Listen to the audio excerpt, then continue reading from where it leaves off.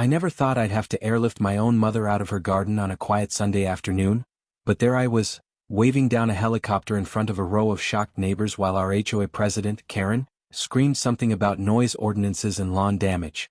She was still clutching her clipboard when the downwash from the rotors sent her hair into a frenzy and knocked over her prized garden gnome. Honestly, I wish I could say I was surprised. But by that point, nothing about Karen shocked me anymore. See, 5 minutes earlier, I was kneeling on the grass next to my mom. Her lips blue, her eyes glazed, barely able to speak. I had called 911 the second she collapsed, right there beside her rose bushes. The paramedics were on their way, except they never made it past the neighborhood gate. What? Because Karen wouldn't let them in without a proper vehicle registration and a signature in the emergency logbook. I'm not joking. She had rules, and not even a dying woman in her front yard was going to break them. I had neighbors texting me, "She's blocking them." Karen's yelling at the EMTs. One even sent me a photo of Karen standing in front of the ambulance, arms crossed like she was guarding the Pentagon. So I did what any rational person would do when a loved one is in danger and the HOA turns into a dictatorship. I called in a favor. A big one. "Tomas, it's Eli. I need the bird. My mom's in trouble." Karen's blocking the ambulance again. 12 minutes later, the blades were chopping through the air above Silver Oaks Valley, and I was clearing my front yard for landing. What happened next? Well, Karen made a scene. A huge one. She tried to find the paramedics. She tried to report me to the FAA. She tried to physically block the tail rotor, until Officer Grayson tackled her like it was the Super Bowl. But let me back up. Because to really understand how we got to the point of a literal medevac rescue from a suburban cul-de-sac, you have to understand what life was like in this neighborhood. And what happens when a perfectly trimmed lawn becomes more important than a human life. This isn't just a story about a helicopter. It's about power. About people who get a little bit of it, and lose their minds. And yes, it's about Karen. But before we dive headfirst into this wild ride, I just want to say thank you for being here. Seriously, every time one of you likes a video, shares a comment, or subscribes, you're helping keep these stories alive. And we read every single comment. It means the world. Folded hands. So if you enjoy real stories with a twist, and love seeing a little suburban justice unfold, hit that like button to support the channel. And don't forget to subscribe, we've got new Karen tales dropping every day. Oh, and let us know in the comments where you're watching from. We love hearing where our community is tuning in from, whether it's Tallahassee, Tucson, or just up the street. Alright, now buckle up. This is one for the books. 3 months before the helicopter touched down on my lawn, I had just moved back to Silver Oaks Valley. It was never my dream to end up back here. I'd spent the last 10 years flying emergency rescue helicopters all across the Midwest. Cities, mountains, you name it. But after Dad passed last fall, Mom was alone. And though she'd never say it, I could tell it was getting harder for her, living in that big house all by herself. So I came home. Problem was, housing in Silver Oaks had exploded since I left. All the cozy spots were gone.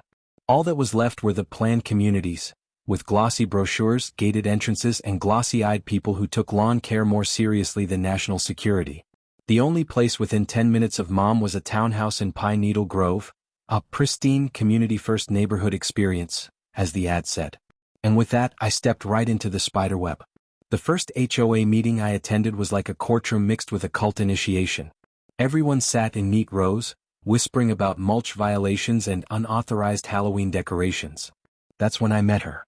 Eli Parsons? I turned and saw her, clipboard in one hand, pearl bracelet on the other. Her blazer was beige. Her eyes were judgmental. And her smile? Well, it looked like she practiced it in a mirror every morning, but never once meant it. "I'm Karen Weaver, president of the HOA. Welcome to Pine Needle Grove." She extended her hand, which I shook cautiously. "Here's a copy of our community living guidelines," she added, handing me a binder so thick it had tabs inside the tabs. "You'll want to study those carefully. We have high standards here." "Sure," I said, glancing at the cover. "Is there a test later?" Karen didn't laugh. "There's enforcement," she said. And just like that, I was on the radar. Now look, I wasn't trying to be a problem. I mowed my tiny patch of lawn. I kept the lights low. I even bought one of those stupid pre-approved mailbox flags. But nothing, and I mean nothing, was ever good enough for Karen. Week 2, I got a written violation for leaving my garden hose uncoiled after dark. Week 3, she rang my doorbell to inform me that the hummingbird feeder I'd installed was not on the authorized list of wildlife attractant structures. "I'm sorry, what?" By week 5, I was getting mail from the HOA more often than from my own job. Warnings, notices, friendly reminders. And then came the great paint disaster. You see, my front door had chipped. A simple problem. I repainted it. Same color. Or so I thought. Next morning, I woke up to Karen standing on my porch with 2 paint swatches. "Mr. Parsons, your door is now a shade and a half lighter than HOA standard brown." I blinked. "Are you serious?" "I am always serious," she replied, jotting something on her clipboard like it was a police citation. "You have 48 hours to restore compliance." That was the first time I laughed in her face. And the last time she ever used the word friendly in her emails to me. But you know who didn't mind all this nonsense? Mom. She thought Karen was hilarious. She'd sip her tea, shake her head and say, "That woman needs a dog. Or a husband. Or a hobby. Or all 3. We made jokes. We laughed. But behind it, I was watching Mom grow a little slower. A little quieter. She didn't say anything. Not until the morning she forgot the name of her blood pressure meds. That's when I knew something wasn't right. That week I started coming over more. Making dinner. Driving her to appointments. And I promised myself, if it got serious I'd act fast. What I didn't expect was that the biggest obstacle in saving her life would be the woman who spent her weekends measuring mailbox heights with a ruler. And that's where we'll pick up next time. Except this is that time. And it starts, as most of my HOA troubles did, with a knock on the door. Not a polite knock, mind you. It was the kind of knock you give when you think you're in charge of something, brisk, sharp, and twice in a row. I opened the door to find Karen standing there with her clipboard, her expression already disapproving. "Mr. Parsons," she said, scanning something she had clearly printed out just minutes earlier. "This is a notice of formal violation regarding your porch light." "My porch light?" "Yes. The bulb is non-compliant. HOA regulation states that exterior bulbs must emit soft white light. Yours is emitting a cool bluish tone. Karen, that's because it's a motion sensor light from Home Depot. Nevertheless, it disrupts the uniform aesthetic of the block." We had several complaints. "From who? You and your shadow?" She didn't blink. "You have 72 hours to replace it or face a $125 fine." I closed the door a little harder than necessary. That week I got 2 more notices. One for leaving my trash bins visible for more than 20 minutes after pickup, and another because, get this, my windshield had a visible crack that was unsightly from the curb. By mid-February my fridge had more HOA letters on it than family photos.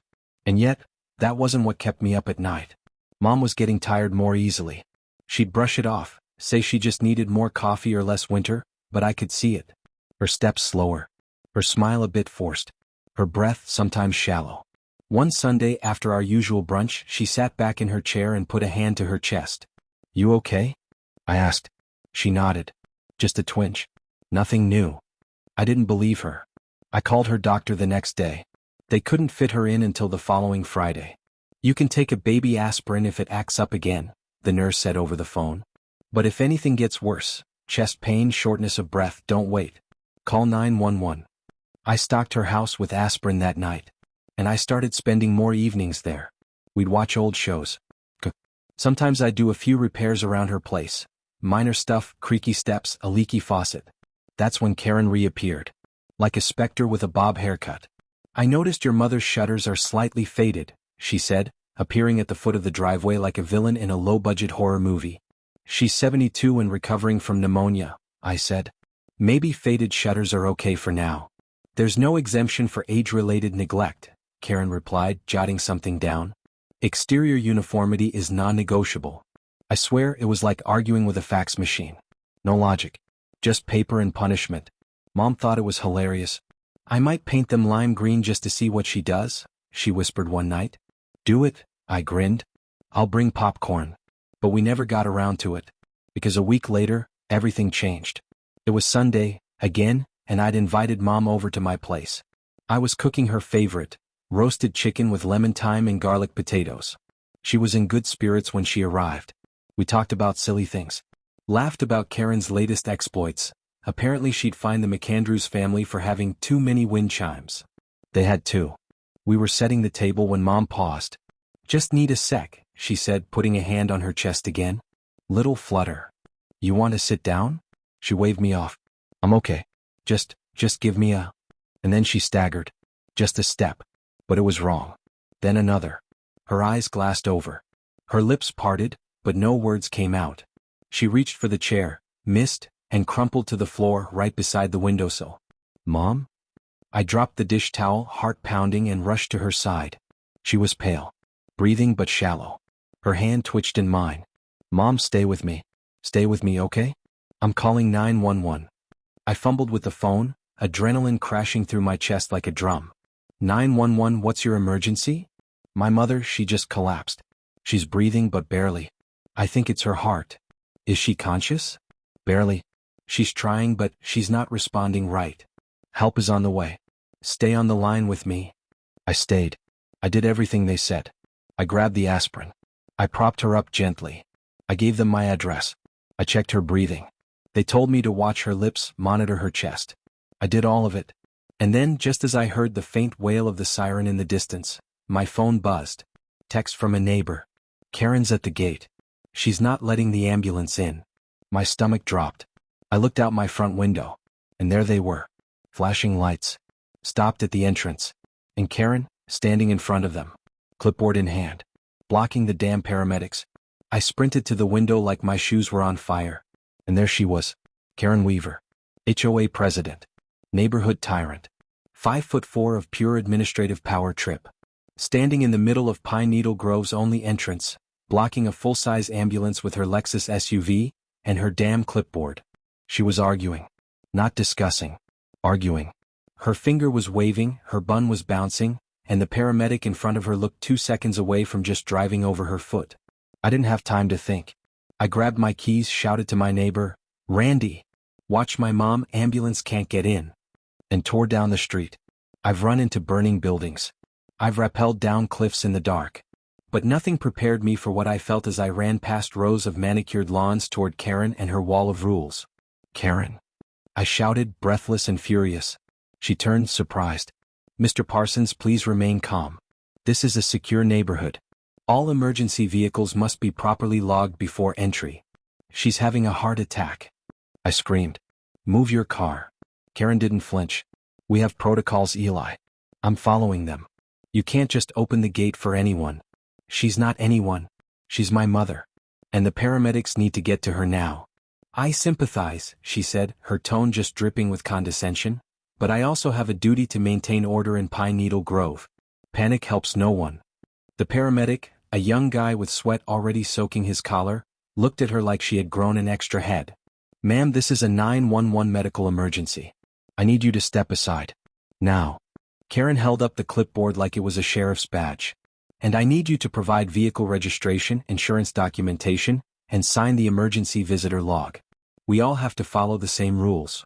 That's when I snapped. Move. Car. No need to shout, she said, pressing her lips into a smug line. I'll be reporting your tone to the board. I turned to the paramedic. Is there another way in? No side entrance, he said, shaking his head. This is it. My pulse thundered. My mom was lying on my floor, struggling to breathe, while a glorified parking enforcer held the keys to her survival. I took 3 steps back, pulled out my phone, and made the call. Tomas, I said, bring the bird. I'm not waiting for this lunatic to let help through. You serious? Serious as cardiac arrest. 12 minutes. I'll clear the yard. As I hung up, I heard Karen gasp behind me. What did you just do? I called in a helicopter. Since the ambulance can't get past you. You can't land a helicopter in a residential neighborhood. That's a Class C violation. There are zoning ordinances. I'd rather pay a fine than bury my mother. That's when Officer Grayson arrived. He stepped out of his cruiser, took one look at the scene, ambulance lights flashing, Karen mid-screech, and sighed like this wasn't his first Karen rodeo. Ma'am, he said calmly, you need to move your vehicle immediately. I'm enforcing neighborhood security, she snapped. It's my right. And obstructing emergency services is a crime, he countered, stepping toward her. You've got 10 seconds. Karen puffed up like a goose. You'll be hearing from my attorney. 7 seconds. She cursed under her breath, stormed to her car, and peeled it off to the side, tires squealing like she'd just lost a drag race. The ambulance roared through the gates and disappeared toward my house. But I wasn't done. I turned to the officer. Just so you know, there's a medevac helicopter inbound. My yard is the LZ. His eyebrows rose. You're not kidding. I'm a medevac pilot. Crews en route. She blocked the ambulance for almost 10 minutes. He nodded, jaw clenched. Understood. I'll escort you. Let's go. We jumped into his cruiser, sirens off but hearts racing. As we pulled up to my house, the neighborhood was already out on the lawns. Cell phones up, whispers spreading like wildfire.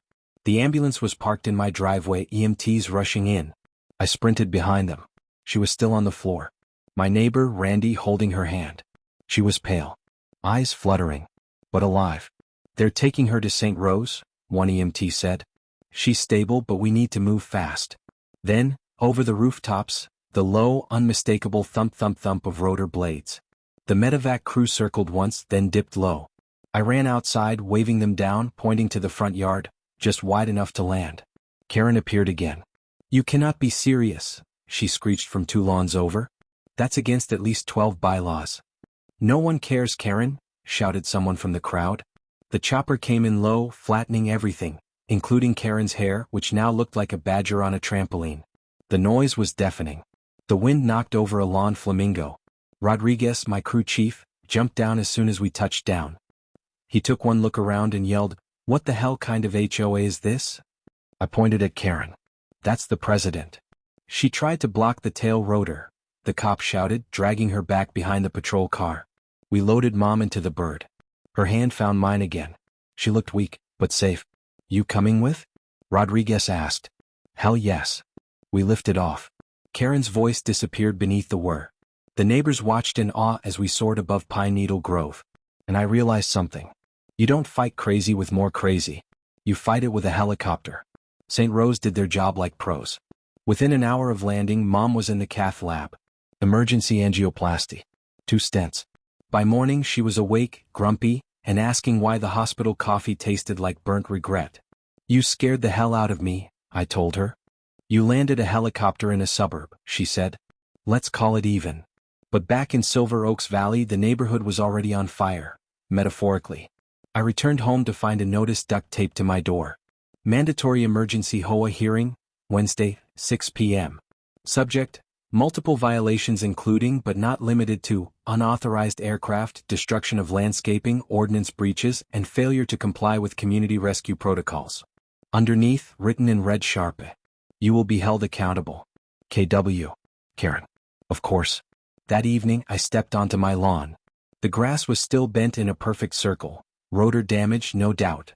Colonel Bryant strolled over, recording the imprint with his phone like it was a crime scene. You really did it, he said, half amused. You out Karen. I didn't feel victorious. Just tired. Wednesday came fast. The HOA emergency meeting was held in the community center. A soulless little building that usually hosted knitting clubs and overly intense bunco nights. But tonight? It was packed. Every seat filled. People standing along the walls. The whole neighborhood showed up, and not for the cookies. Karen sat at the front, flanked by 2 board members. Her hair was tighter than usual, and she had a literal stack of paper in front of her. She opened the meeting with a gavel slam that felt more like a threat than a call to order. This emergency session of the Pine Needle Grove Homeowners Association is now in progress, she announced, lips pursed like she was holding in a scream. We are here to address the egregious behavior of resident Eli Parsons. Murmurs. Side glances. One audible snort. Karen launched into a speech like she was prosecuting a war crime. Unauthorized helicopter landing. Property damage. Disruption of neighborhood peace. Endangerment of architectural harmony. I waited. Let her go on. A total of 14 violations, carrying a combined fine of $4,750, and grounds for potential eviction under Section 19, subsection D. That got louder murmurs. I raised a hand. Can I speak? Karen narrowed her eyes. Briefly. I stood. Looked around the room. Took my time. My mother collapsed. The ambulance couldn't get in because Karen blocked the entrance. I did what I had to do to save her life. She wasn't blocked, she was delayed, Karen cut in. And only because proper entry protocols weren't followed. I turned to the crowd. 10 minutes. That's how long she stood there arguing with paramedics. 10 minutes, while my mom struggled to breathe on my kitchen floor. The room stirred. She has the right to enforce security, one board member muttered. Not at the cost of someone's life, Sadie, the kindergarten teacher from down the street, snapped. She was waving a clipboard at first responders. "And yelling at them," said Randy, my neighbor. "I saw it." She threatened to report them to dispatch. Karen slammed the gavel again. "We are not here to debate emotions. We are here to uphold structure." That's when Colonel Bryant stood up. "Point of order," he said, voice cutting through the chatter. "I move to dismiss all charges against Eli Parsons." Karen rolled her eyes. "You are not a board member." "I second the motion," Sadie said. "You can't." "All in favor?" the colonel said loudly. Hands shot up. Dozens. Karen looked like she'd been slapped with a frozen trout. "This is not a mob vote," she barked. "This board holds the authority." One of the actual board members, a quiet woman in a green scarf, cleared her throat. "Actually, Section 17, Paragraph 9 allows for a community vote override on all non-structural matters." Karen blinked. "That's not real." "It is," the woman said calmly. "I helped draft it. With your predecessor." Someone chuckled. Karen flushed bright red. "Furthermore," added the other board member, Mr. Halverson, an older man with a face like a granite countertop, "there's the matter of you blocking emergency services. If we're tallying violations." That's when everything shifted. The crowd turned. Dozens of eyes on Karen. Her power, suddenly visibly, cracking. Mrs. Chin, who usually stayed out of everything, stood up in the back. "If it were my husband and you had stopped the ambulance, I'd sue you into next week." Karen opened her mouth, closed it, then opened it again. "I was protecting standards." "You nearly killed someone," Sadie replied, crossing her arms. There was silence. Then Davis, the retired lawyer on the board, stood and said, "I move that we not only dismiss the charges against Mr. Parsons, but also initiate a vote of no confidence in Karen Weaver as HOA president." Seconded. Thirded. Applause. Laughter. And Karen? Frozen. The gavel hung useless in her hand. The room fell silent. Karen sat stiff, blinking fast, trying to hold it together, but the tide had already turned. The motion was on the table. The vote began. Hands shot up. One row. Then another. Then everyone. Karen's mouth opened, but no sound came out. All in favor of removing Karen Weaver as HOA president. Every hand in the room went up. All opposed. Silence. Even her two board allies stared down at the table. The gavel never fell. Someone took it from her and set it aside. It was over. Karen stood slowly, face pale, lip trembling. She looked around for someone to defend her, but no one did. She adjusted her blazer, grabbed her clipboard and walked out. That was the last time I saw her on HOA business. The following week her house went on the market. Sadie became the new president. First order of business? No more absurd fines. Second, a real emergency protocol. 3 months later, my mom was fully recovered and planting tomatoes in her backyard. No helicopters required. If you think all Karens should face the consequences of their own chaos, hit that like button. Subscribe for more real stories that prove one thing: common sense always wins. And tell us, what's your wildest HOA moment?